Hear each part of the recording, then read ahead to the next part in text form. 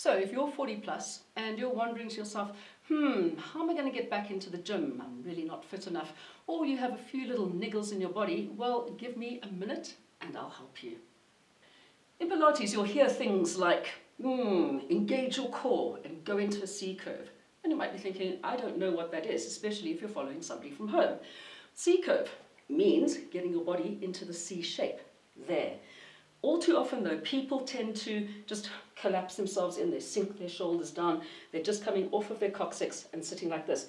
That's not doing anything with your core. You need to be focusing on pulling that belly button right back, as if you've got a piece of string tied to the knot at the back of your belly button, yes there is one by the way, and it's pulling out towards the back and you are winding yourself around your waistband.